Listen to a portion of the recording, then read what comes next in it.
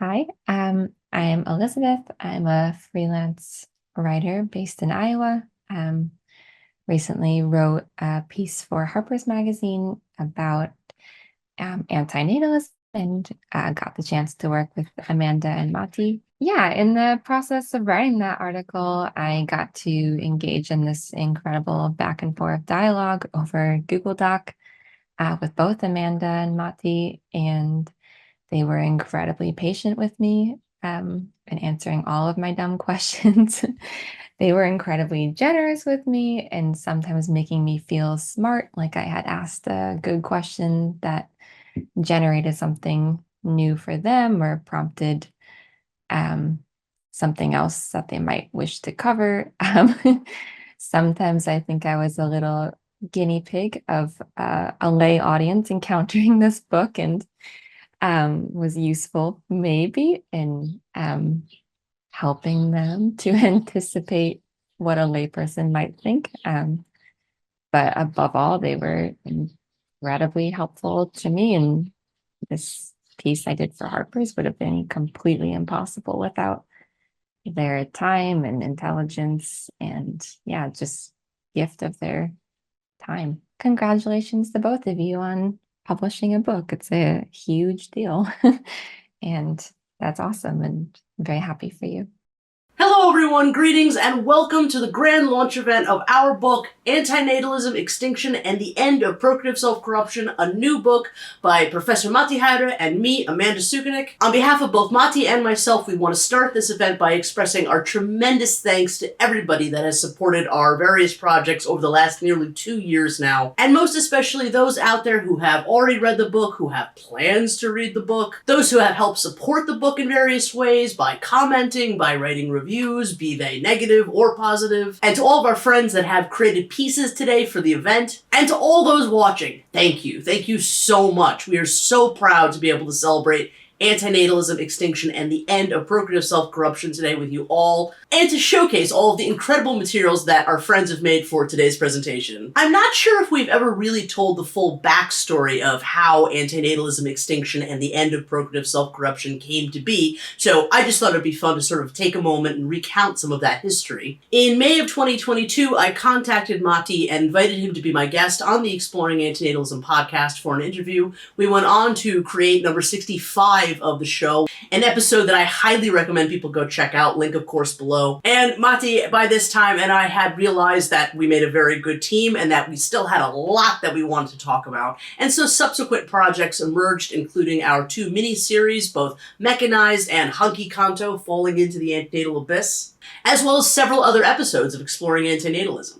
Really, since not too terribly long after the very beginning, Matti and I had been actively discussing the possibility of writing a book together. However, I don't think either of us had anticipated a real opportunity of doing so would emerge so quickly. By December of 2022 or January of 2023, we were already busy discussing our ideas on the argument from imposition, this sort of missing link argument amongst the already more established philanthropic arguments for antinatalism, but one with a long history and in need of further explication. By early February, Matti and I had written a paper then called The Imposition of a Lifestyle, and on March 18th, 2023, we submitted this paper to the Cambridge Quarterly of Healthcare Ethics for publication, and we held our breath. To our shock, the response from the editor was to suggest that though this would indeed make an excellent addition to the Cambridge Quarterly of Healthcare Ethics, it would perhaps make an even better book in the Cambridge Elements Bioethics and Neuroethics series. And so, we wrote a full proposal, it was accepted, we signed a contract, and on May 27th, 2023, right after, I might add, Matti had just finished writing a paper called Anti-natalism and Extinction, which would much later be published as Confessions of an Anti-natalist Philosopher, we began work on a project then called Anti-natalism, Extinction, and the Imposition of a Lifestyle, or acronym for it, ANIL, ANIL. At this time, given this new book project, we did not believe that that original paper that we had written in February would indeed be published in the Cambridge Quarterly of Healthcare Ethics. And so what we originally fully intended to do was to incorporate that paper and expand on the argument for imposition within the book. But as luck would have it, the paper was indeed published in the Cambridge Quarterly of Healthcare Ethics on July 27th of 2023,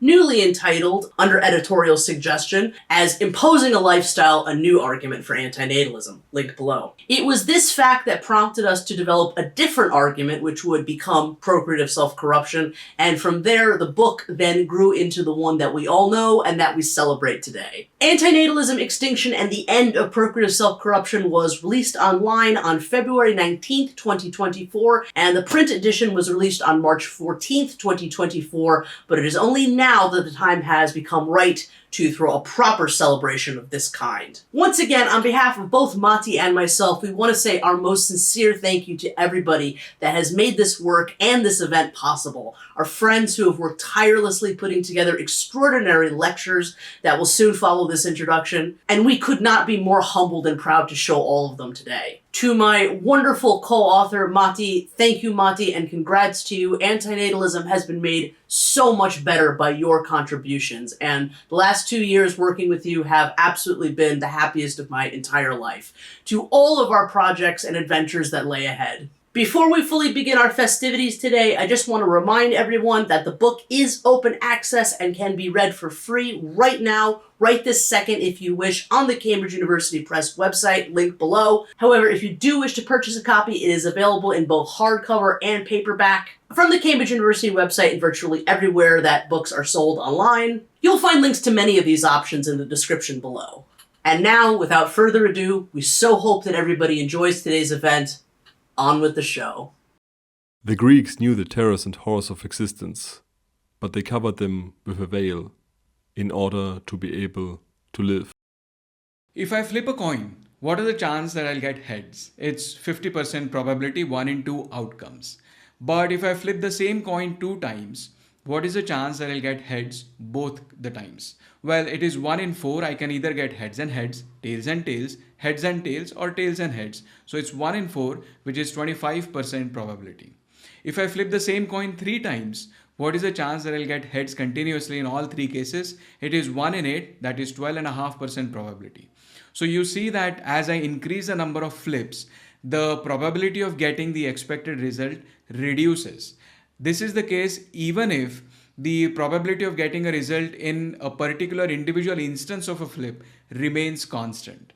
This is basic mathematics. What has this to do with antinatalism? There is an argument similar to this put forth in a new book called Anti-natalism, Extinction, and the End of Procreative Self-Corruption by Amanda Sukenick and Matti Ha. The book starts chronologically in a storytelling fashion. It is divided into 3 sections. It starts with history of antinatalism with a background of Western philosophy. And over there they make a very bold claim. Usually we think that antinatalism has evolved over the years, but the default background, at least in the Western philosophy, has been pro-natalist.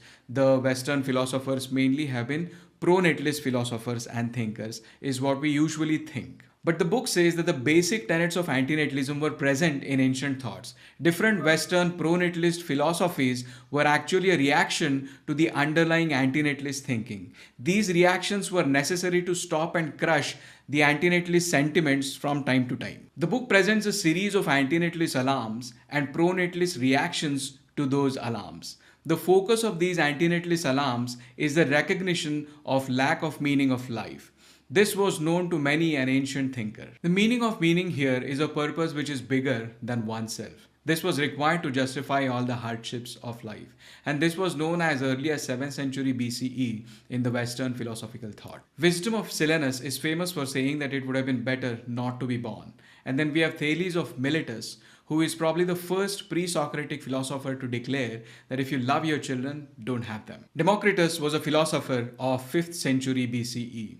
He is said to have invented the atomic theory, that everything is made up of indivisible atoms.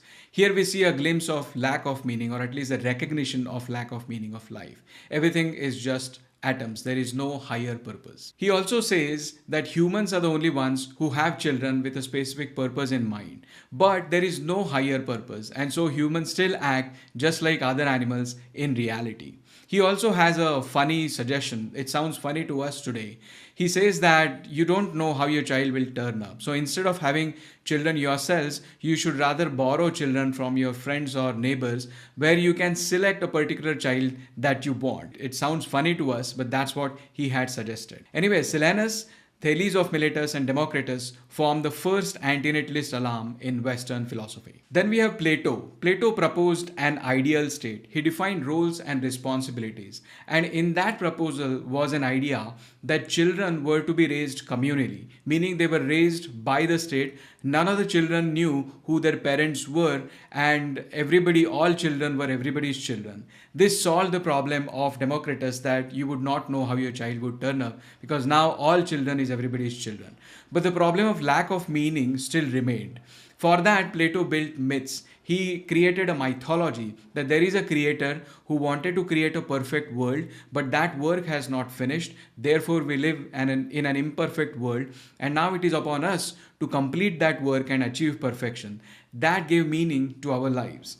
All that was good, but Aristotle saw some flaws in Plato's ideas. One was that if nobody knew who their parents were, there'll be a lot of incest. So Aristotle proposed some alternative arrangements. These arrangements were rather based on human needs, wants and desires rather than some mythology. So in this way, in form of Plato and Aristotle, we can see what we can call as the first pro-natalist reaction to the first anti-natalist alarm in the Western philosophy. From there on, Epicurus and Zeno followed with their Epicureanism and Stoicism philosophies. Epicurus thought that if there is no higher purpose, there is no mythology, there is no meaning to life anyway, so then people are free to seek whatever they want to do, to seek their own happiness. That is what Epicureanism was, to maximize your own happiness. This led to return of anti-natalist sentiment. Cicero and Seneca spoke against having children in the face of lack of meaning. Seneca is the earliest source in the Western philosophy of what we know today as consent argument. Cynics maintained the anti-natalist thought through centuries. It was their followers in the 1st century CE where we see the first connection of anti-natalism and extinction. For now, perhaps only the one persuaded by me will go childless, while the world, unconvinced, will beget children. But even if the human race should fail, would it not be fitting to lament this as much as one would if the procreation of flies and wasps should fail? This is one of the earliest connections of antinatalism and extinction in Western philosophy on a species level. Christianity was born during the same time and started to grow. In the initial periods, people thought that we are near the end of the world and Jesus would come back to save us. Therefore, we should hold off reproduction until then. This is similar to environmental antinatalism that we see today. But Jesus never came back. Antinatalist thought remained through different sects like Gnostics and Manichaeans and Ankretites. We should keep in mind that the clarity of sex and contraception that we have today was not commonly available. So chastity and abstinence became a virtue. So we have Cicero, Seneca, Cynics, Gnostics, Manichaeans and Christian sects like Ankretites forming the second wave of antinatalism. Christianity had to change its form if it had to crush these antinatalist thoughts, and that is what exactly happened. Augustine of Hippo laid the foundations of Orthodox Christianity. Augustine actually started as a Manichaean. In Manichaeanism, although salvation was possible, bringing a new life into existence was not allowed. Augustine started from here and went on to full-on Christian belief of original sin. Adam and Eve had sex. That was against the orders of God. This crime has led to the impending misery of humanity. There's an important point to note here in the book. God created humans in his own image, and because God created humans, he owns humans, and he has given humans the free will, but with that free will, humans have to obey God's orders. If they don't, they would be punished. Many atheists would say that it's actually the other way around, that humans have created God in their own image. The book makes a little stronger claim. They say that it's not just any humans, it is the pro-natalists who have created God in their own image, because they give the same attributes and attitudes to the God that are similar to the way parents treat their own children. After that, Christianity spread throughout Europe. There was a lot of fighting and a lot of wars were fought in that period. People were just busy fighting those things, but not everything was so bad. The undercurrent of anti-natalist thought was still going on. Abu al-Mari was a 10th century anti-natalist poet with very strong anti-natalist convictions. Now Syria is not in Europe, was not in Europe at the time as well, but that was the golden period of Islamic age, and that knowledge was brought to Europe through Spain, which was under Muslim rule. Then we have the Christian sect called Cathars. They were anti-natalist to the extent that they did not eat anything which was even produced through the process of reproduction. This Christian antinatalism was a serious threat to the Roman Catholic Church, and that is why Cathars were persecuted. They were the heretics of the worst kind. Eventually, they were silenced and the sect went dead. Thomas Aquinas was around the same time, and he thought that humans were God-created agents and humankind should continue so that we can keep on searching for God. Then in 17th century, utilitarianism was discovered, and George Berkeley, who was in Ireland, who thought that the way to achieve maximum happiness, which is the principle of utilitarianism, he thought that the way to achieve maximum happiness is to obey the rules of God so that we get afterlife and eternal bliss in afterlife. That way we can maximize the pleasure. Similarly, Leibniz was a mathematician, and he is credited to have invented calculus independently and in parallel to Isaac Newton. He thought that this entire universe is God's clockwork. So in form of Leibniz and George Berkeley, we see a second pro-natalist reaction to the second anti-natalist alarm. The third wave of anti-natalist alarms and pro-natalist reactions can be seen in the last 300 years. Philosophies like utilitarianism by Jeremy Bentham and deontological model of Immanuel Kant have been used on both sides by secular camps as well as conservative groups. In this period, we see philosophers like Arthur Schopenhauer and Soren Kierkegaard on anti-natalist side, but at the same time, Roman Catholic Church and other churches remained pro-natalist against an increasing awareness about contraception, abortion, and procreation in general. And then there is a section in the book which talks about connection of antinatalism and extinction. There are questions like, is extinction a mere consequence of antinatalism? Is extinction a means to achieve antinatalist goals? Can antinatalism be a means to achieve extinctionist goals? These are some of the questions many antinatalists also have to face. But the question is, whose extinction are we talking about? And that depends on whose procreation are we against. And antinatalists have a spectrum of answers to this question. The book has a nice chart to show this spectrum. On the leftmost side, we have the broadest view of antinatalism. Here, even the artificially intelligent machines and extraterrestrial lives are not allowed to reproduce. All life should stop replicating. Then, narrowing down a little bit from there, we have a sentiocentric antinatalism, which involves or includes all the beings who can suffer, who are sentient, all of those beings.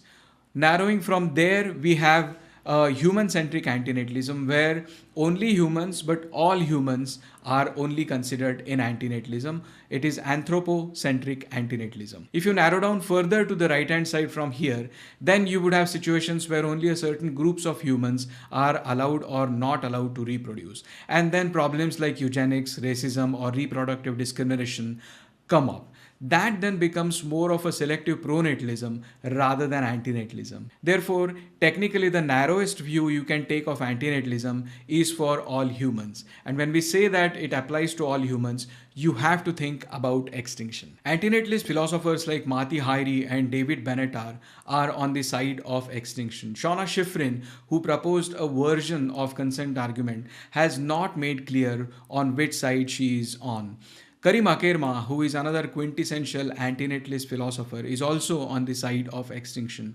Even early philosophers like Koenig or Peter Witzel-Zapfer seem to have this kind of inclination. There have also been movements that have sprung up about extinction. Voluntary human extinction movement was born in 1991, although the motivation was the focus on biosphere rather than the suffering of the humans who will go extinct. In 2011, aphilism was brought to light, but not everybody agrees to this straightforward implication of extinction of antinatalism. The book takes the case of antinatalist activist and YouTuber Lawrence Anton, according to whom extinction can only be a mere consequence of antinatalism and cannot be a goal in and of itself. Julio Cabrera argues from a principle of Immanuel Kant.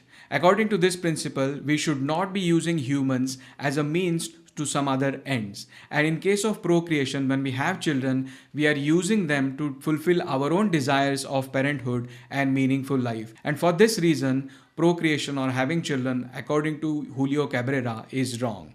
In this argumentation, Julio Cabrera does not have to talk about extinction. So then the question is, can we have antinatalism but not extinction? And the book evaluates three options for that. One is transhumanism, second is posthumanism, and the third is ahumanism.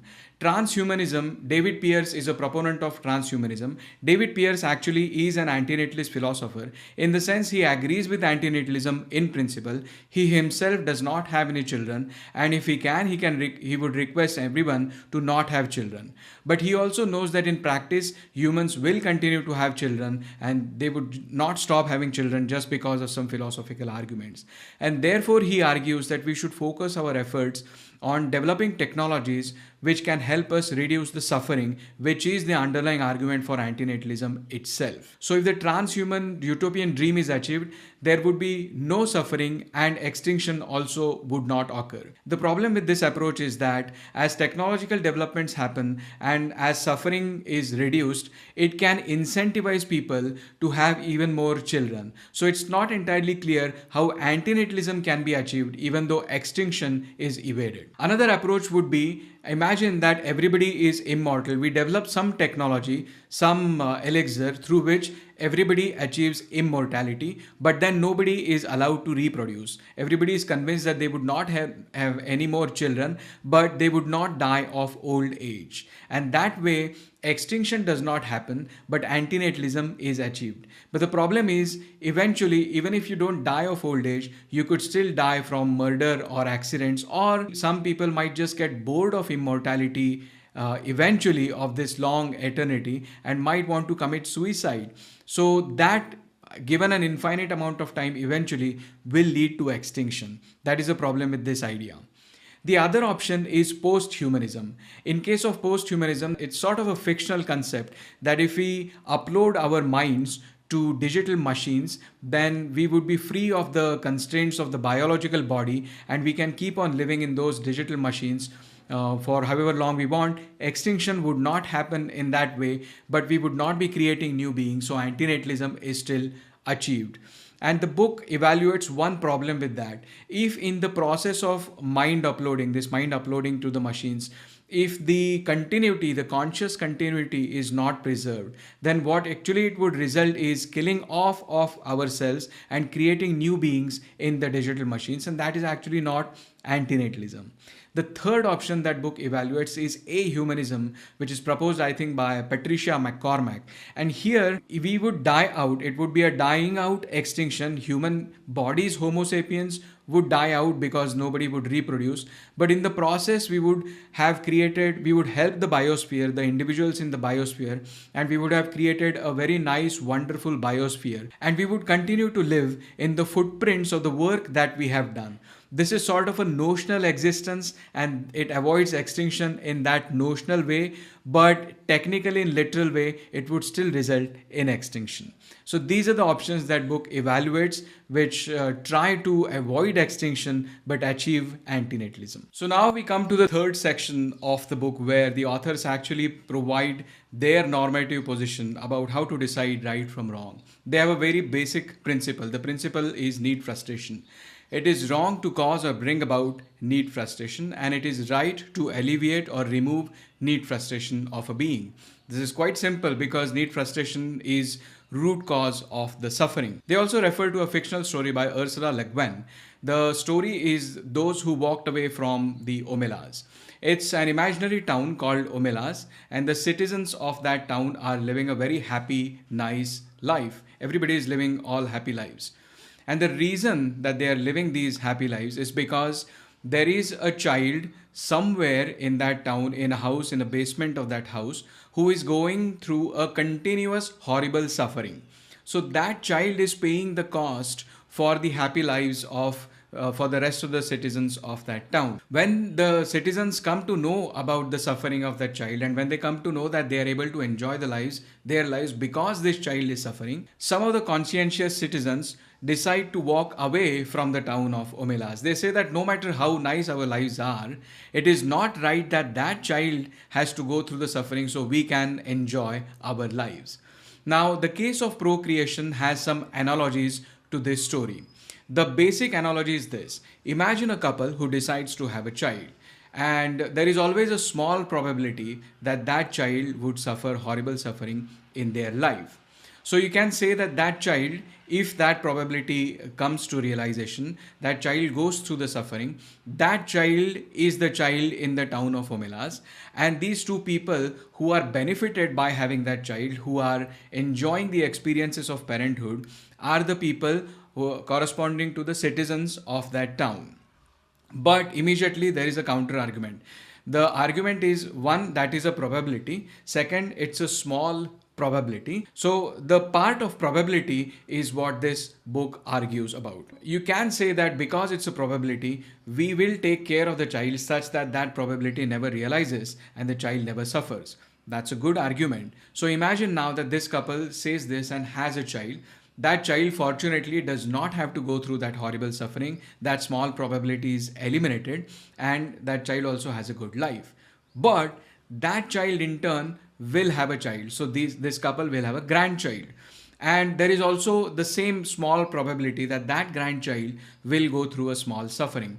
But again, you can imagine that there was a small probability, they took care against that, and that grandchild never had to suffer. Now imagine this goes on infinitely. Now remember the flipping coin experiment that we talked about. As the number of flips increases, the probability of failure also increases. The probability of consistent success decreases. Similarly, when this couple has a child, that child then in turn has a child, that child in turn has a child, and so on. This can go on infinitely. Eventually, there would come a point where a certain child would go through horrible suffering. Now, how is this analogous to the town of Omelas? Imagine that there were 100 generations like this. There's a couple who started, they had a child, that child in turn had a child, and there were 100 generations, and the 100th generation child, actually in her case, unfortunately, that small probability of suffering realized, and she had to go through horrible suffering. Rest of the 99 ancestors of that child did not have to go through that suffering, but now that 100 child is similar to that child in the story of Omelas, and these 99 ancestors who were benefited out of having the children are corresponding to the citizens of Omelas. And if they are conscientious citizens, they would walk away from this cycle of procreation. That is the argument that this book makes, that there is always an eventual probability that your child would suffer, or child in turn would suffer. This is because of the reiterative nature of procreation. Now, you could argue in this case that, hold on, I'm going to have a child, but I'll make sure that my child becomes an anti-natalist, and therefore they don't reproduce anymore, and then the Omelas child is never produced. That is another argument. Evaluating all of these arguments, they define a concept of procreative self-corruption. They say that procreators self-corrupt themselves by doing two of the three possible outcomes. One is definitely an outcome that if you have a child, because of the reiterative nature of reproduction, there would be produced a suffering child. There is a risk which they are taking. That is there. Second, if they say that I'm going to have a child, but I'm going to make that child an anti-natalist child, then what you're essentially doing is you enjoyed the benefits of something, you are stopping your child from doing it, because you had that child to enjoy the experiences of parenthood and to give meaning to your life. And now you're saying, oh, I did it for myself, but you're not allowed to do it. That doesn't sound to be fair. And that scenario also seems to be unlikely.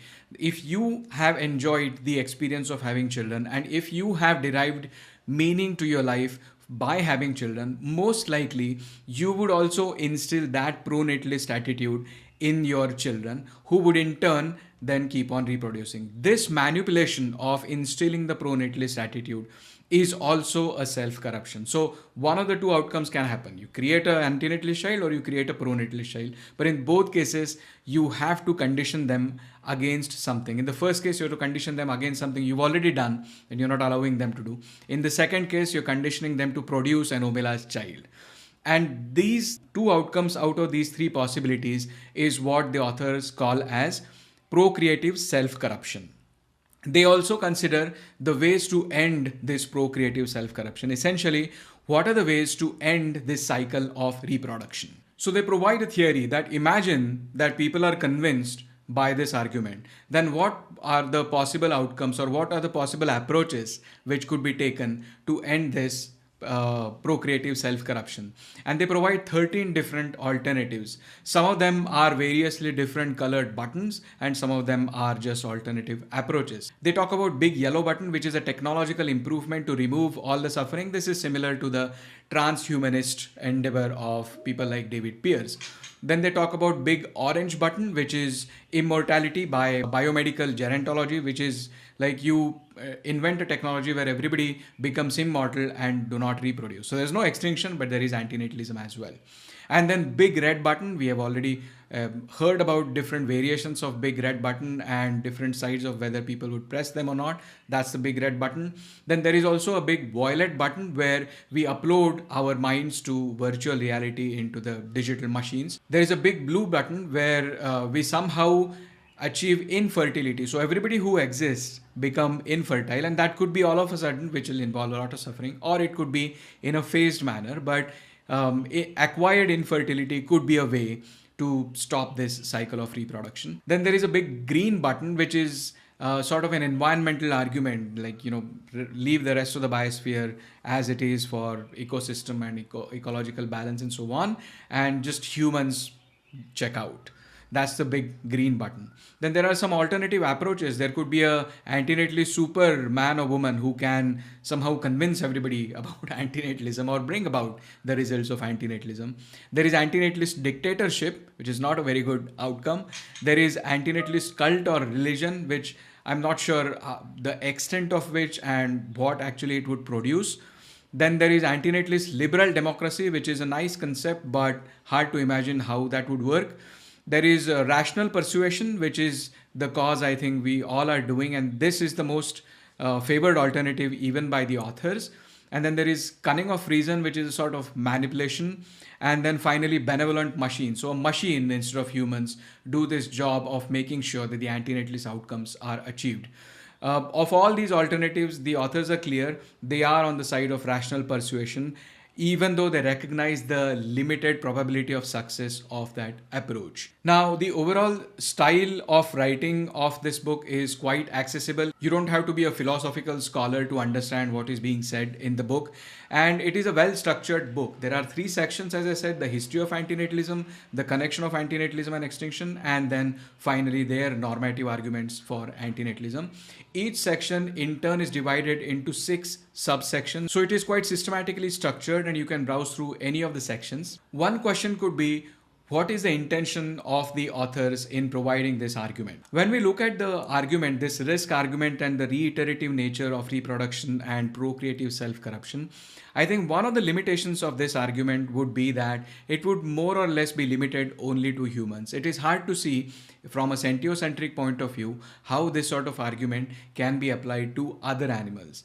Now, I don't think that is the intention of the authors. The authors are well aware of rest of the arguments by other philosophers for antinatalism. What they're trying to do here is that they are in search of an argument which will be most convincing for ordinary people like you and me. And therefore, for that scope, even if this argument, maybe it applies only to humans, that might be considered as okay. Overall, I think they have presented the argument very nicely against the backdrop of history of antinatalism, and in my opinion, they've done a very good job. Thanks to Matti Ha and Amanda Sukenick for clarifying further the power pronatalist indoctrination had and continues to have on perpetuating the procreative Ponzi scheme, including the attempts going back several thousand years to evade any questioning or opposition to this corrupting influence, which even today can be seen a refusal by some to admit that extinction is both a goal and a consequence of antinatalism if everyone refused to procreate. Salinas, what is the best and most desirable thing for human beings?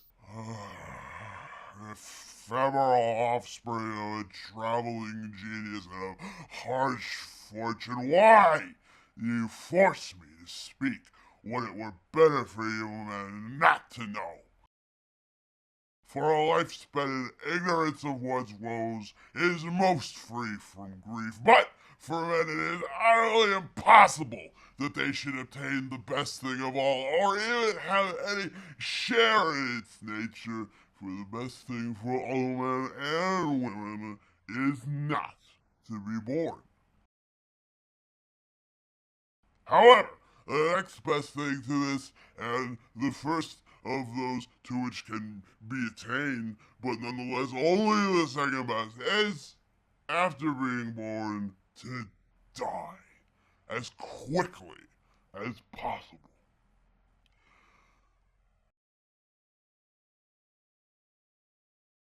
Hello everyone. By everyone, I mean philosophers, historians of ideas, anti-natalists, and pro-natalists who will hopefully become anti-natalists after reading the new book written by Amanda and Matti. Congratulations on this book. I can only recommend it. The book offers philosophy at its best. It's not so much an academic treatise in which every single sentence is considered for and against time and again. No, rather it's a fresh and inspiring spirit wafting from the book because it presents interesting and bold hypotheses for discussion. So everyone is highly invited to reading the book and to discuss it. What I want to do is not giving a summary of the book's contents because one really has to read it anyway. All I want to do is to roughly outline what I found particularly interesting.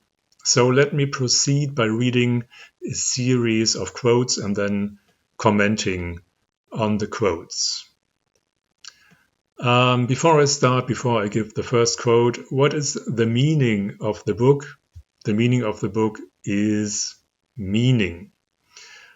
Amanda and Matti claim that in order to defend anti-natalism, we should perhaps switch to the topic of meaning rather than keeping on philosophizing with suffering. First quote. The first part traces the history of Western philosophy as a 2.5 millennia reaction to anti-natalist sentiments. Human life has no obvious meaning, and philosophers have been forced to build elaborate theories to invent imaginary purposes. Unquote. This is really interesting because Amanda and Matti give a sketch according to which anti-natalism was in the beginning and only afterwards did philosophy try to fight it. Whereas in most descriptions it was philosophy who step by step freed the anti-natalist content from overarching pronatal culture. Now, as regards meaning, an alternative approach would be to say that human beings are cultural beings by nature, and as such, they always possessed and were immersed into some symbolic forms, such as language and myth. Men are likewise born storytellers, born myth tellers, and telling and inventing myth, men gave meaning to reality. So actually long before philosophy as we know it came up in ancient Greece, there must have been myth some 10 or 20 or 30,000 or even many more years ago. And these myths protected mankind from a direct confrontation with a scary reality in which thunderstorms occurred and which were populated by dangerous and scary animals. Next quote. Amanda and Matti want to, quote, show how ideas related to antinatalism have been expressed in European thinking and its predecessors since Greek antiquity, and how some of the major philosophies in the West can be seen as pro-natalist attempts to suppress and counteract emerging anti-natalist tendencies. Unquote. This is an alternative take, an alternative access to the past. As I indicated before, in Amanda and Matti's version, according to their viewpoint, there was some kind of antinatalism in the beginning, which was then fought by philosophy proper. And they relate especially to Greek antiquity. We know, most of us know, that the saying, I wish I had never been born, reaches back to Greek antiquity. But it may very well be that that Greek antiquity was imbued by a negative worldview. But still, I guess that I wish I had never been born was just a momentaneous saying, a momentaneous reaction from which we might and should not infer that the general worldview was antinatalistic. And that is certainly not what Amanda and Matti want to convey. And if we take a closer look, we should take into account that antinatalism is even older than Greek antiquity. Some 4,000 years ago, there lived a man in Egypt, in ancient Egypt, named Ai, and he said, wish there would be an end of men, no conception, and silence. So that is antinatalism proper, whereas the ancient Greek sayings, wish I had never been born, are more or less self-relating. I wish I had never been born, except for Diogenes, who also is being mentioned by Amanda and Matti, who is a good example for antinatalism proper. Perhaps it was rather Gnosticism which started way after Greek antiquity proper. In Hellenism, Gnosticism's founders are Marcion and Mani, and there is good reason to assume that the Catholic Church was established as a reaction, as a counter-reaction to fight and to come to grips with Gnosticism. According to Gnosticism, and here the word meaning reappears, according to Gnosticism, we are not meant to be in this world. And in my view, if I may say so,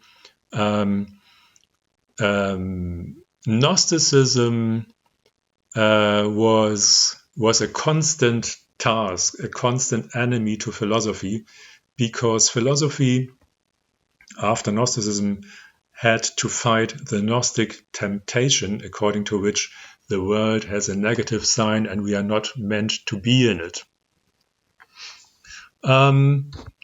Behind me you see a fossil of an extinct species. And that leads me to one of the next big topics in Amanda and Matti's intriguing book. Let me quote. The second part analyzes the concept of antinatalism in the light of human extinction. If people stop having children, the species will cease to exist, and this prospect has prompted attempts to find alternatives and excuses.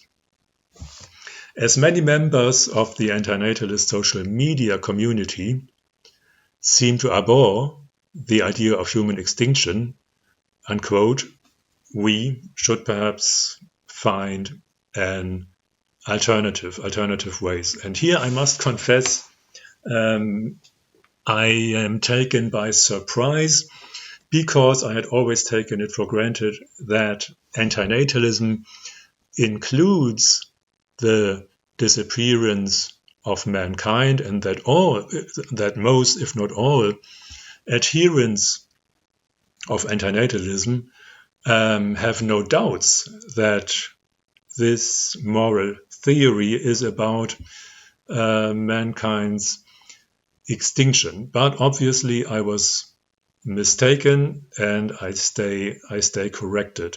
Let me just indicate that perhaps a solution to this problem, as perceived by the anti-natalist social media community, that a solution to this might be terminologically.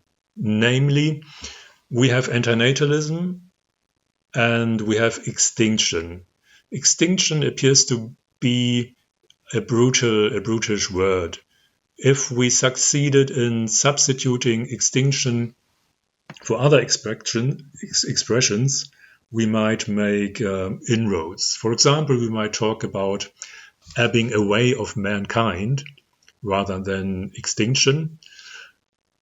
Or we might talk about exodus from being, as Sukenick, the perhaps first modern anti-natalist, called it, exodus from being. There is yet another solution. We might differentiate between anti-natalism proper and denatalism. For example, China had a denatalist population, followed a denatalist population policy during decades. They didn't want to disappear as Chinese people, but they wanted to diminish the number of Chinese people. So there have always been denatalist policies around, and the term Matti and Amanda are in search for might be denatalism. But I'm not sure about this, and we need to discuss this topic sooner or later. A bigger point, in my view, is the problem of imposition. Let me quote. We may have now reached pronatalism's last line of defense. It is that reproduction gives our lives meaning. And it does, but not spontaneously. Our existence as reproducers has its purpose only if we are manipulated into thinking so before we can freely form our own ideas of happiness and life goals. This and its contradiction with widespread ethical ideas is the story told in the third substance part of this element, procreative self-corruption. Unquote. So after all, Amanda's and Matti's point here is that our offspring, if we have any children, are lured or pressed or prodded or nudged into having a pronatal viewpoint, and that obviously is manipulative.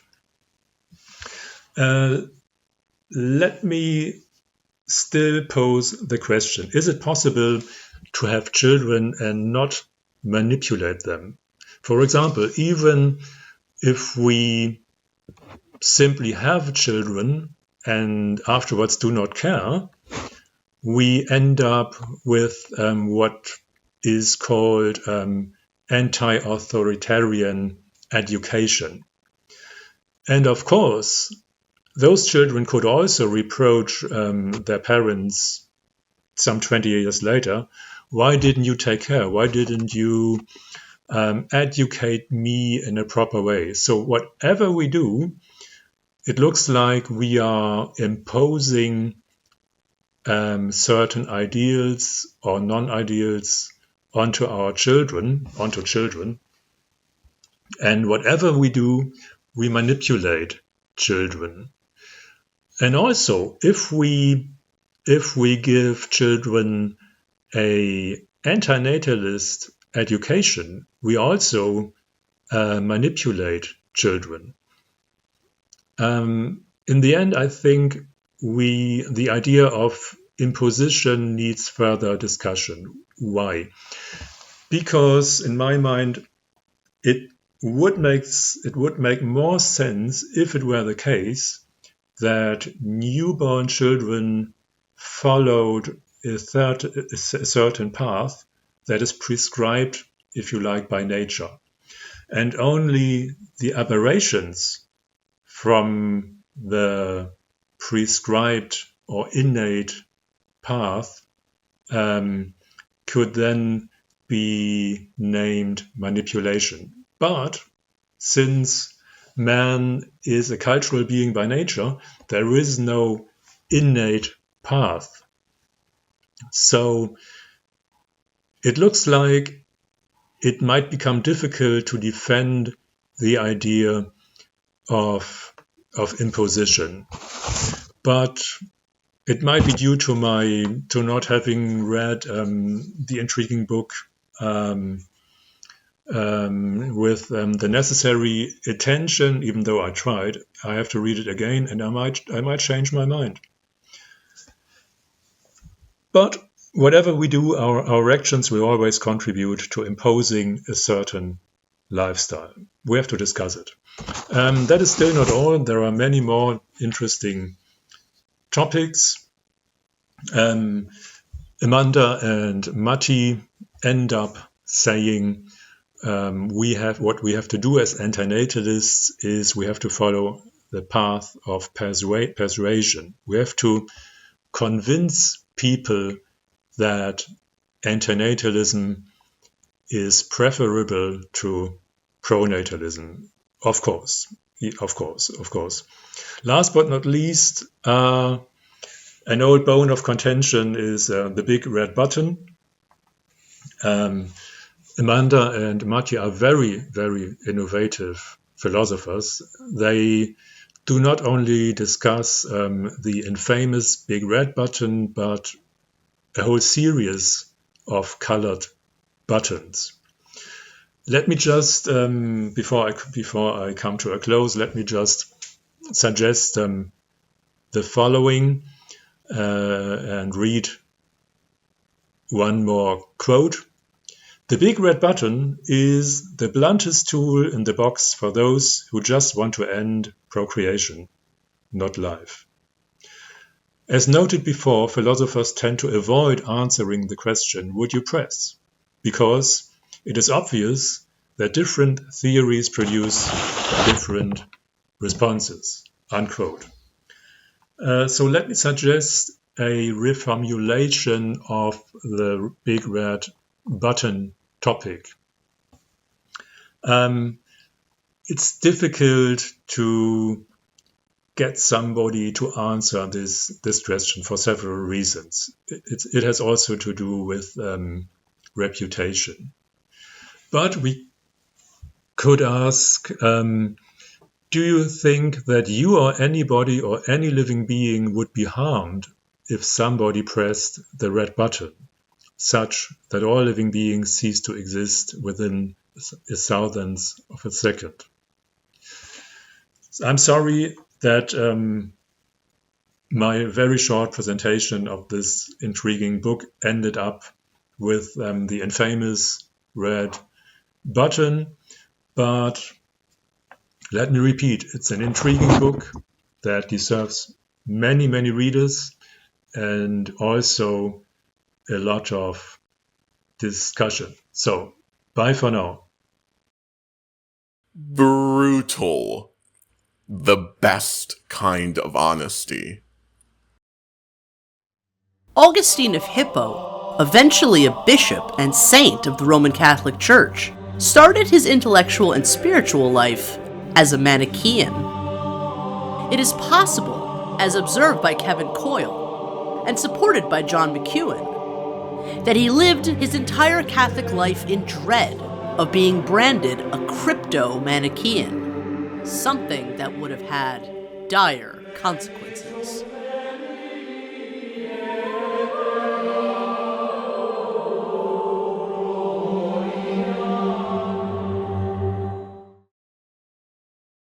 For anyone interested in antinatalism, this book provides important information. Two authors well known in the antinatalist community once again prove why this part of philosophy mustn't be neglected anymore by mainstream media, and one can only wish this book, as well as its writers, all the success it deserves. Hello everyone, and thank you for having me. So in the second chapter of Matti Ha and Amanda Sukenick's book Anti-natalism, Extinction and the End of Procreative Self-Corruption, they explore the relationship between anti-natalism and extinction. In my view, there's a fairly common confusion even amongst anti-natalists that anti-natalism implies extinctionism, or that an anti-natalist must be pro-extinction. But I don't think this is the case. At the beginning of the chapter, Matti and Amanda use me as an example of someone who tries to separate the views of anti-natalism and extinctionism. They say, going to the conceptual roots, however, we are interested in the feasibility of the separation of anti-natalism and extinction, even when it is admitted that the two are connected. One side of the case is succinctly put by anti-natalist activist and vlogger Lawrence Anton. Should the extinction of humans be the or a goal of an anti-procreative movement? And if so, why? So my view on that is that I don't think it's necessary to have it as a goal. I think an anti-procreative movement should be what it says on the tin. It's anti-procreation rather than pro-extinction.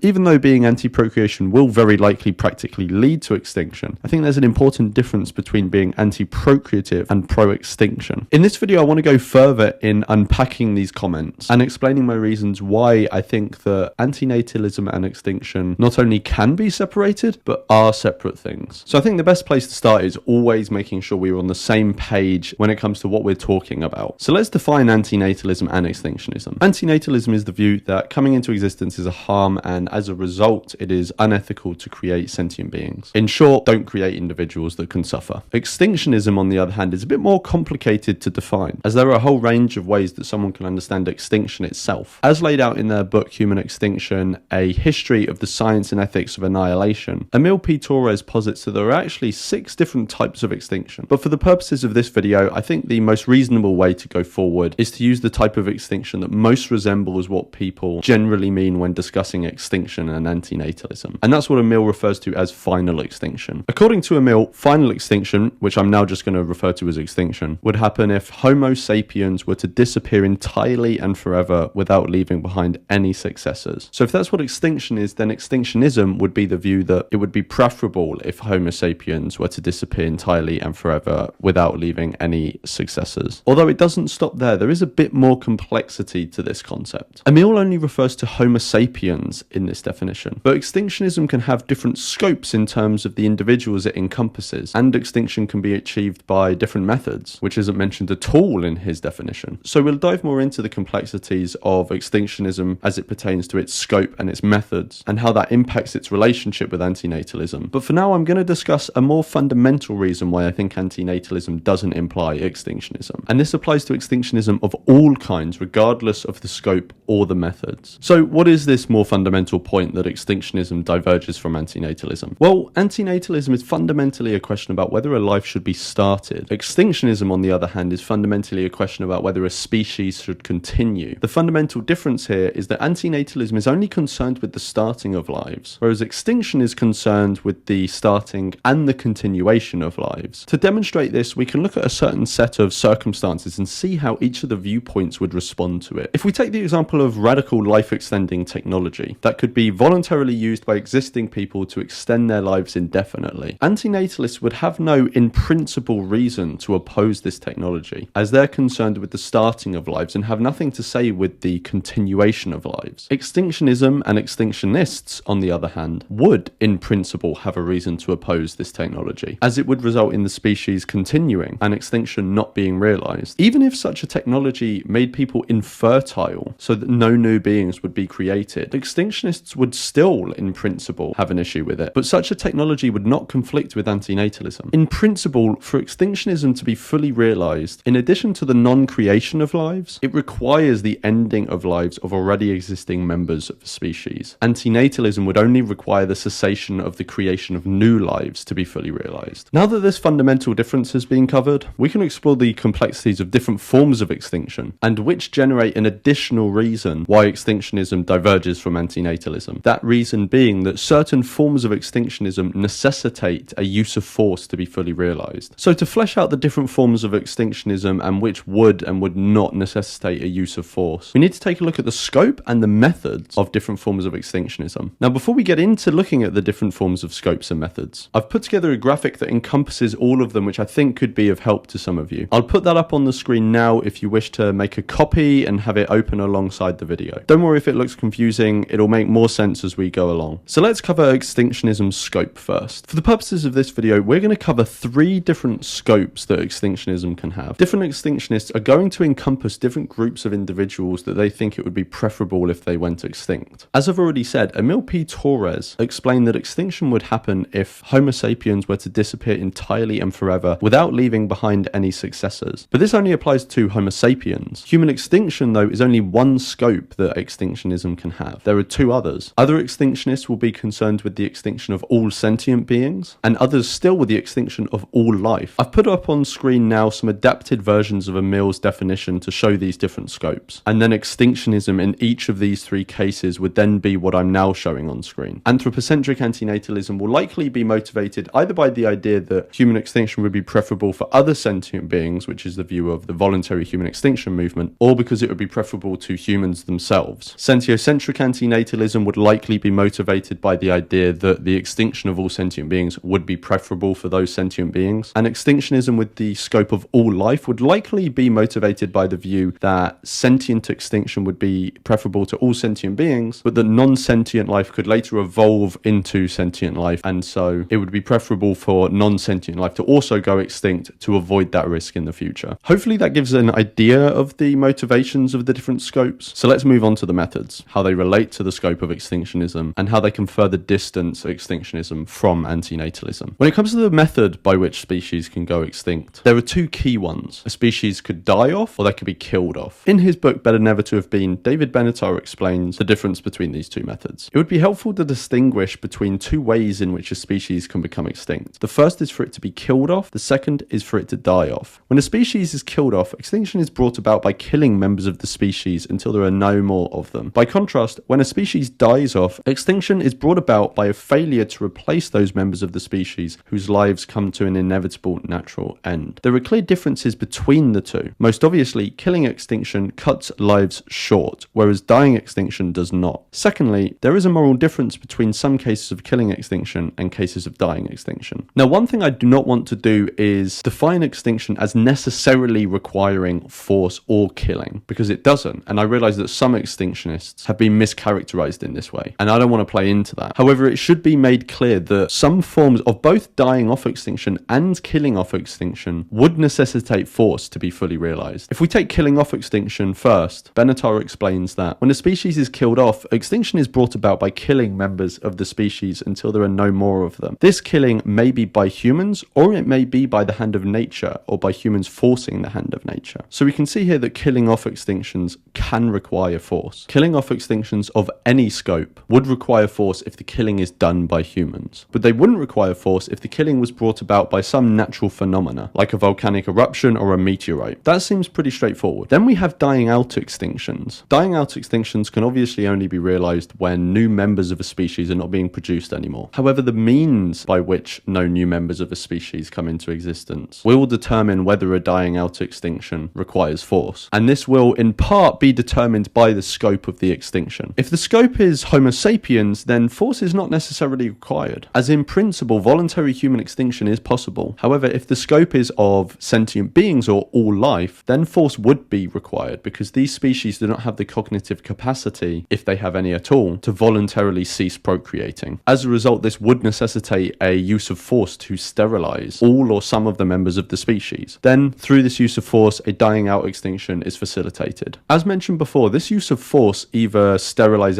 or killing, is the additional reason why extinctionism is separated from antinatalism. Although, of course, remember that this doesn't apply to the voluntary human extinction form of extinctionism. Antinatalism, on the other hand, does not necessitate a use of force. The only action, or non-action, that antinatalism necessitates is not to create new sentient beings oneself. I'm putting up again now the graphic I put together, which visually lays out which forms of extinctionism require a use of force, and so where this additional divergence from antinatalism applies. Okay, but perhaps someone could say, but there is one form of extinctionism that does stem from antinatalism: voluntary human extinction. It doesn't require any force. As I've already said, voluntary human extinction in principle doesn't require any use of force, but the use of force is just an additional reason why certain forms of extinctionism diverge from antinatalism. There's still the fundamental reason I spoke about earlier. Human extinction would be a practical, not a logical consequence of a voluntary cessation of human reproduction, but that doesn't mean that it's the goal of this cease of reproduction. Whilst I don't think antinatalism necessarily implies any specific view on extinctionism, as I've already gone over, I do think there can be a relationship between them in that someone's antinatalist views can inform their extinctionist views. I'll start explaining this by taking a look at another issue. If we take the case of abortion and antinatalism, someone may be motivated by their antinatalist views to support a pro-death view of abortion, but this doesn't mean that antinatalism implies or mandates a specific view on abortion, let alone the pro-death one. David Benatar, who I believe coined the pro-death view, explains this in an interview on The Dissenter.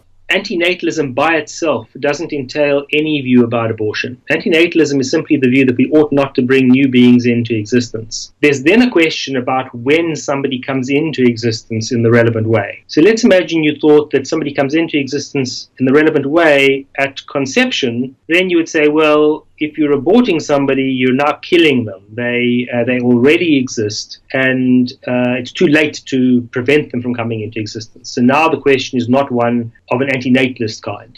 If, on the other hand, you're an antinatalist and you hold the view that we don't come into existence at conception, we come into existence, let's say, at some later point in gestation, then antinatalism combined with this view would entail that abortion prior to the point where you come into existence would be morally required, because that would be a way to prevent the being from coming into existence. So the general point is that antinatalism by itself doesn't entail any view about abortion, but antinatalism combined with some views about when we come into existence does have implications for abortion. Another example is the issue of assisted dying. Many antinatalists support access to assisted dying, and their support for that is motivated at least in part by their antinatalist views. But antinatalism doesn't imply any specific view on assisted dying. Antinatalism needs to be combined with additional views to generate any specific view on assisted dying. So in the same way that antinatalism may inform someone's specific view on abortion or assisted dying, but doesn't itself imply any specific view on these issues, antinatalism may also inform someone's extinctionist views, but not necessarily imply any specific view on extinction. Many extinctionists may be motivated, at least in part, by antinatalist concerns, and that's completely fine. But to actually generate the extinctionist position, additional views need to be present. One of them being, for example, that existing beings should at some point cease to exist in order to facilitate extinction, which presumably would be the motivation behind the opposition to technologies such as radical life extension, even if they were to make the user infertile. Now I want to return to Matti and Amanda and examine where exactly I think they went wrong in their exploration of the potential connection between antinatalism and extinctionism. At the beginning of section 2.2, they explain their approach to this question. We approach the connection between antinatalism and extinction by a method of interrogation. We present a general antinatalist claim and ask a series of questions about it. The answers produce a classification of forms of antinatalism and indicate the responses to extinction within them. The eventual table they produce is this. I think the misstep they make occurs relatively early on, and its implications confound throughout the chapter. So what is this misstep? If we take a look at the first question of Amanda and Matti's exploration, we can see the general claim is, I'm against reproduction. In some sense, every antinatalist should be able to stand behind this. People who are for reproduction can more aptly be called natalists or pronatalists. Our first question is, all or some? It's in this first question that ambiguity is introduced. I'm against reproduction. I believe this is conflating two different things. A recognition of the harm done to sentient beings by creating them, and the judgment that it is unethical to create new sentient beings. The component of antinatalism that carries with it the negative duty for moral agents. If we take a look at figure 1 on the sentience branch, as in being against the reproduction of sentient beings, we can see this conflation has crept in. Amanda and Matti make the mistake of thinking that sentiocentric antinatalism, fully realized, would result in the extinction of all sentient life. A mistake I suspect is born of this conflation. Of course, you'll have picked up from me calling it a mistake that I don't think this is the case, that sentiocentric antinatalism fully realized would result in the extinction of all sentient beings. I'm including a clip of a recent discussion I had with the cosmic anti-natalist, where I explain why. We should not bring new beings into existence,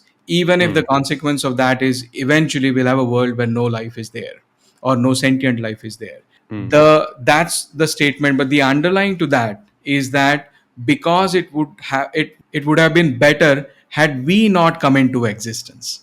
Yes, yeah. Right. Yeah, so yeah. the beings which are existing today, we are saying that it would have been better had they also not come into existence. Yes. Sorry, go ahead. No, I was just going to say, but we have to remember as well that, you know, if we stop bringing new beings into existence, then it will lead to a universe where there's no sentient beings anymore. But that's actually not the case, because most of the sentient beings that come into existence aren't brought into existence by us, right? So we bring humans into existence and domesticated animals, but we don't bring wild animals into existence. If we define antinatalism as not bringing new sentient beings into existence, there would still be sentient beings coming into existence. And there would be, you'd need a further step to say we should intervene. To produce a sentiocentric extinctionist view, you would have to couple sentiocentric antinatalism with at least an additional view that it is morally permissible to intervene in the lives of wild animals and facilitate their dying out or killing off extinction with the necessary use of force. I explain this in more detail in my video, Are Animals Included in Antinatalism? If you're interested in looking into this in more detail. This conflation between antinatalism and antinatalism plus a belief that it is permissible to intervene in the lives of others is made several times throughout the chapter. Another example can be seen here. Being against sentient reproduction means being against sentient reproduction, including that of human and of non-human animals, extraterrestrials and machines. Eventually, this entails accepting the extinction or non-creation of all these forms of being. I believe it is this conflation that has caused the confusion around antinatalism's relationship with extinctionism in Amanda and Matti's book chapter. Again, extinctionism of any scope and the intervention in the lives of others may be views that are motivated by someone's antinatalism, but it doesn't mean that antinatalism itself carries these views or endorses these actions. And again, that is not to say that they are bad or wrong. It's just to say that they're not part of antinatalism or implied by it. One final thing I want to touch on is where I think extinction can and should sit in the antinatalist discourse. I think antinatalists discussing extinction can be important. Whilst I don't think extinctionism is implied by antinatalism, at least one form of extinction, voluntary human extinction, will very likely be a practical consequence of antinatalism being fully realized, if it ever is. Getting to grips with what extinction actually means, like Emil P. Torres does in their book, is important. Understanding the implications of different forms of extinction is also important, both in terms of the ethical issues that will be left behind if we're talking about human extinction, as discussed by Magnus Vinding, and something I've discussed in my video, Anti-natalism and the Future of Suffering, Magnus Vinding and Brian Tomasic, but also in terms of what antinatalism would mean for a final generation, as has been somewhat discussed again in Benatar's book, Better Never to Have Been. Where I think the topic of extinction can be less helpful is when it distracts conversations away from the very real ethical issues of the individual's reproductive choices who you're speaking to. Extinction can be an edgy and interesting topic of conversation, but it can shift focus away from what the individual you're talking to actually has control over, their own actions. To recap, the fundamental difference separating antinatalism and extinctionism is that antinatalism is concerned with the starting of lives, whereas extinctionism is concerned with the starting and the continuation of lives. Then, depending on the scopes and methods of extinctionism, there may be an additional difference between it and antinatalism. In short, that some forms of extinctionism necessitate a use of force to be fully realized, and thus commit adherence to such a use of force. Antinatalism, on the other hand, does not necessitate a use of force for it to be fully realized, and so its adherence events do not necessarily need to endorse a use of force. And finally, I want to remind people that this video isn't against extinctionism. There may be very good reasons to be both an anti-natalist and an extinctionist, and even in some circumstances endorse a use of force. Likewise, if an anti-natalist is not an extinctionist, this doesn't mean that they oppose extinction. It could mean that they are simply indifferent to the prospect of extinction in principle. This video is simply to make the point that anti-natalism does not necessarily imply extinctionism. Anyway, thank you for having me at the event. Well done on the book, and thank you for watching. I was captivated by the reading of this fascinating book, which thoroughly explores antinatalism and its implication. I highly recommend it to anyone interested in this subject, as well as to those considering parenthood. Anti-natalism, Extinction, and the End of Procreative Self-Corruption is a groundbreaking exploration of anti-natalist philosophy and its implication for humanity.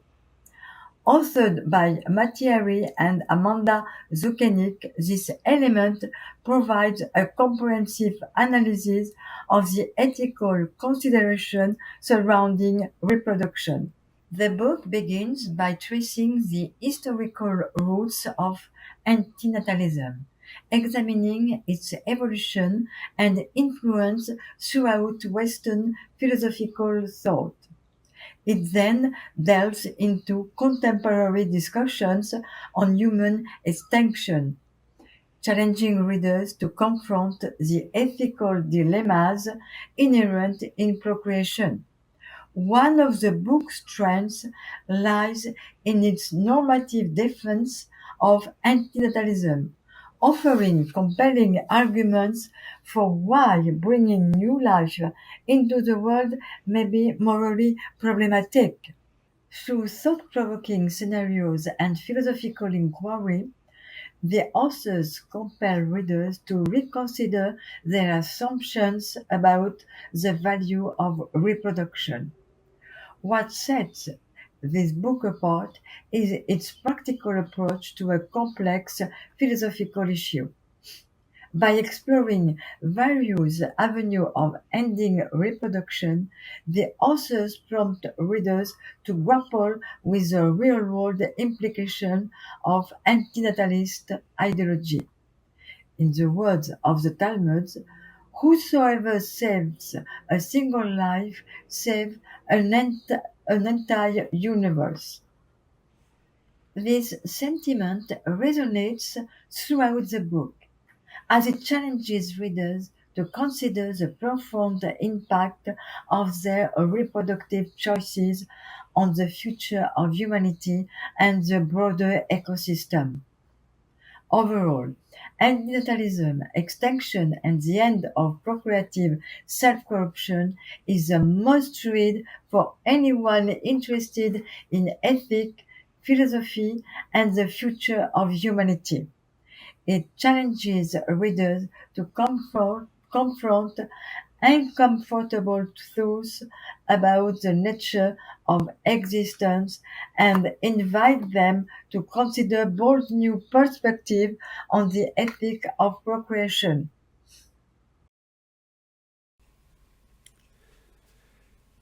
Moving on. It's been a privilege listening to all these meticulous, learned, insightful views about antinatalism that our little book has partly inspired. Thank you so much, Elizabeth, Tejas, Karim, Lawrence, Patricia, and everybody who provided comments and endorsements. Now, however, for something slightly different. The book was, after all, written almost a year ago, and a philosopher's head cannot stay in one place for that long without exploding. At least not this philosopher's head, as you can see in the photographic evidence here. So it's time to take count of some of the things that we might do differently if we started our work now. I have three main things in mind, and without further ado, let me just start with the first of them. And it is the interpretation of Silenus and his wisdom, or wisdom in scare quotes, as the case may be. Let's see. In Greek mythology, Silenus, as you'll remember, was the mentor and companion of Dionysus, the god of wine. He had prophetic skills, but he only used them under duress. Someone had to force him to do so. And this was best done when he was hung over after one of his frequent orgies. King Midas, the one who turned everything into gold by his touch, asked on one of these occasions what would be best for people. And after the usual hesitation, Silenus responded that it would be best not to be born at all, and if you are, the second best would be to live life as soon as possible. But what's the meaning of this? The anti-natalist community has hailed it as a statement against reproduction and possibly for pro-mortalism, and that's what we sort of did in the book as well. But it's not that simple, is it? We don't even know who's talking, let alone what they are talking about. We could be talking about this Silenus, a noble figure sculpted around 300 BCE. He could be a trustworthy source of wisdom. But would he be promoting anti-natalism? He is after all holding baby Dionysus in his arms with an expression that very much looks like fatherly pride. Or we could be talking about this more common figure of Silenus, the repulsive pot-bellied drunk gorging on earthly pleasures. He could, in the harsh light of the morning, well say morbid things about human life. But would anyone listen to him? Did Sophocles, who depicted Silenus in his play, even mean him to be listened to? Or was it just a warning against hedonism? Pleasure doesn't give life any meaning. We don't really know. We can be philosophical about it and resort to Nietzsche's The Birth of Tragedy. He argued there that there are two main forces in life, Apollonian reason and order and Dionysian passion and chaos. The ancient Greeks, according to Nietzsche, were the last ones to keep these in proper balance. Both versions of Silenus could have coexisted in the Nietzschean world, somehow mystically conjoined. Again, we don't really know what that would mean, except that with the noble, rational Apollonian figure in attendance, the crudest forms of hedonism and anti-hedonism would probably be gone. And this could have further implications. Nietzsche also said that the Greeks knew the terrors and horrors of existence, but covered them with a veil in order to be able to live. So the question then is, what terrors? What horrors? What's the veil? In the book we argued that the veil, whatever it originally was, later on developed into what we now know as European moral philosophy, which is mainly a series of counter-arguments to anti-natalism. And that was quite clever of us. Only, who cares? Philosophers are peculiar anyway. Why on earth would anyone be interested? And the question of the terrors and the horrors remains. What are they? And this leads to my second observation. We tend to speak about suffering, and its most understandable form is physical pain. Prompted a little, we can specify that mental anguish is also included. In the book, we even talk about an irredeemable sense of helplessness, which is a pretty abstract variant of suffering. Still a felt, undesirable experience, of course. But then comes the inevitable dialogue with a pro-natalist who says that pain and anguish are nothing too horrible. They are just inevitable integral parts of human life. Life is still good and to be cherished. And to say otherwise is just to make too much of it. We can for our part question the value of lives that are inevitably ridden with pain and anguish. And we can question giving such lives to innocent, as of yet not even existing individuals. But when people just don't have the imagination or sensitivity to see the wrongness of creating vulnerability and suffering, there's not much else that we can say or do. And apart from the pro-natalist lack of compassion, we also have to face our own internal criticism. If our starting point in a Nietzschean fashion is terror and horror, then simple pain and anguish don't seem to rise to the right level. They are bad, but not necessarily horrible enough. Which means that we may have been doing in the book too little, too late, or too much too soon, as the case may be, and our emphasis may have been wrongly placed. That's what you get when you allow two negative utilitarian extinctionists to write a treatise on antinatalism. Then again, we do present a newest argument from risk or something similar in there, so surely that must count for something. In the argument, we grant the pronatalist that they may be lucky enough to have a child with a relatively good life. And we grant that their luck may last for generations on end. But then we note that, given time, if the family line continues indefinitely, the luck will eventually run out. There will, at some point in the future, be an individual with a life filled with terror and horror, however you choose to define them. And that's how every reproducer creates their own omelas. There will be a child, hungry, afraid and alone in the cold and in the dark, and that child will pay for all the happiness that you and all others in your family line enjoyed. And then the reproducers start drawing the curtains again. It's only fiction, not real life, they say. It will never happen in my family, they say. Nobody can make plans that far in the future, they say. Besides, suffering will be removed in time, they say. What's my point here? Well, it is that they, and they are the overwhelming majority, don't believe that everybody suffers. They do know that everybody can suffer, but as a rule, they don't care. And they do not get the omelas point, not really. They are willing to sacrifice the one or the few for the sake of the many, at least when they are themselves included in the many. In sum, the low quality of human lives, as detailed by David Benatar and endlessly repeated by the rest of us, does not move them in any way.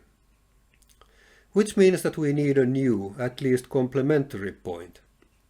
And this brings me to my third observation. It takes the form of a statement. No one should have to be anyone else's child. Let me approach this by first telling you what I think children's attitude towards their parents should be. And here goes. Do not honor thy parents. This is the main rule, and it may sound harsh, so some caveats are in order. You can like them if you find them likable. There's no rule against that. You can respect them like anyone else if they have earned your respect. Some of them sometimes have. And you can even obey them, follow their rules, observe their prohibitions and commands, if that seems useful. But honor is not their due. They have done nothing to earn that. They have had sex, given birth to you without your consent, and maybe taken care of you, as they should. No honor, just doing their duty after their initial violation. But of course, all this is talking to a brick wall. Because there are greater forces at play. Honor your father and your mother, that your days may be long, says the holy book of some of the world's most influential religions. And one of them at least specifies the meaning of this general commandment by noting that whoever reviles his father or mother must surely die, the silent assumption being that not honoring reviles. To which the Church of Matti has this to say, the first words of his Holy Scripture. In the beginning, breeders created God in their own image. But what would the opposite or alternative to honoring thy parents be? I already conceded that they can be liked, respected, even obeyed without further damage. In my military days, we had a poster on the office wall saying this: "You don't have to be mad to work here, but it helps." Along those lines, something like this pops in mind. You don't have to hate your parents to be an anti-natalist, but it sure helps. Observe the question mark. This, as such, is not anything to go by. but it might be illuminating to consider some variations of it. Hate as such is a non-starter here. I've learned to know that it's far too frightening for many antinatalists even to contemplate. If they declare something like that, they are, in their own eyes, bad people. To be fair, in the eyes of many others too. And apart from being bad, they would also be considered mentally ill.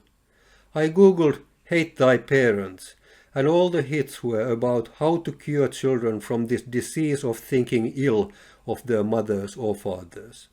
There was no room for the feeling to be real, or an adequate response to a bad situation. So we don't want to go there. That's giving ammunition to pronatalists. Instead, we can present a more comprehensive list of filial attitudes. These are just examples in something like this order: honor, love, like, respect, comply, endure, dislike, despise, and disobey. Then their relation to antinatalism. Can we find correlations here? It would be a matter for empirical scientists to investigate, but I can make a couple of educated guesses. The first is a standard distribution model that I believe could be favored by antinatalists who focus on the elimination of suffering. By emphasizing the respect, comply, endure dimension, they can concentrate on the impersonal and avoid accusing their own parents of wrongdoing. The leading example is David Benata, who dedicated Better Never to Have Been to his parents, even though they brought him into existence. I knew his father and mother quite well at the time of the publication of the book, and prouder parents you couldn't find. But curves can be drawn in other ways. For instance, to illustrate my more choleric take on antinatalism at its purest. For me, honor, love, and even like are unnecessary hindrances. How can you recommend people not to have children and yet condone your own parents' offense? And to avoid any unnecessary bursts of emotion, the attitude can be verbalized quite neutrally. As to my parents, I consider them disagreeable persons with whom I don't want to have anything to do. Not to leave you with this madness, though, there is of course one more obvious alternative. The noble antinatalist, marked by nothing but filial respect and awe, yet moved by the world's suffering to remain childless, maybe reluctantly. Be that as it may, I promise to consider 3 ways to move forward. They were Silenus and his wisdom. How should we interpret ancient sources? Is suffering enough, or do we need something more terrible or horrible? And could that extra be found in the burden of having to honor thy parents, or at least pretend that you do? With those observations, moving on.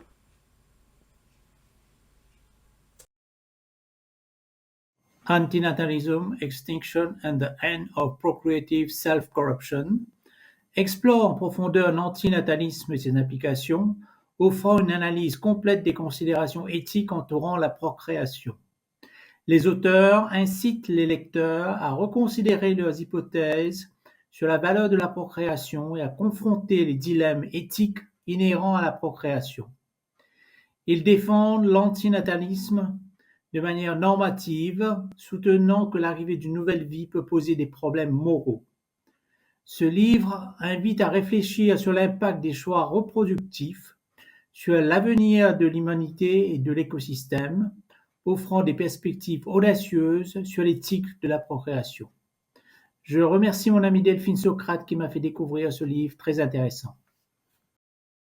As our event today sadly starts to draw towards a close, I just want to take one last opportunity to say a tremendous thank you to everybody that made Anti-natalism, Extinction, and the End of Procreative Self-Corruption and this event a reality. We hope that you've enjoyed everything you've seen today, and we so hope that you enjoy the book. Has anyone out there read the book so far and finds themselves itching to make some kind of response? If so, we would love to hear from you. We are constantly on the lookout for video responses, reviews, reviews. And so if anyone out there would like to produce something like that, what better opportunity to do so than to submit something to our contest? Submissions of all kinds are more than welcome. Write an essay, make a video, do a performance, sing a song, make a piece of art. So long as your submission is in some way a response to antinatalism, extinction, and the end of procreative self-corruption, then your submission will be accepted and we would absolutely love to see it. Let me know about your submission in the comments below, or you can email me at exploringantinatalism@gmail.com. Submissions will be due June 15th and the winners will be announced during the July 1st episode of the Exploring Antinatalism podcast. 3 winners in total will be chosen by Matti and Amanda, and each winner will receive a copy of the book signed by both of us. We can't wait to see what everybody submits to the contest. That's it for me. Thank you so much again to everybody. However, before we go entirely, I leave you now with one final word from Matti.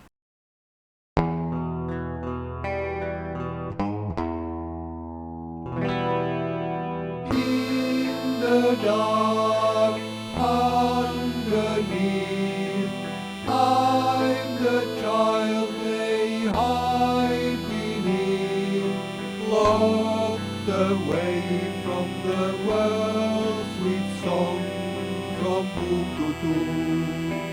I know belong. Oh, Melas, city of delight, but for me, endless night. A burden born, a hidden stain in the shadow, I'll remain. Every constructive eruption, with a collective seduction, but I'll cause a destructive disruption. And one day end this procreative corruption.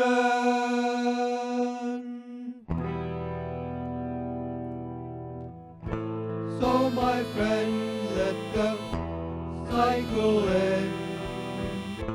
No more pain, this we must defend. No more omelas, just walk away, there is no need for another day. To those who dare, to those who care, why perpetuate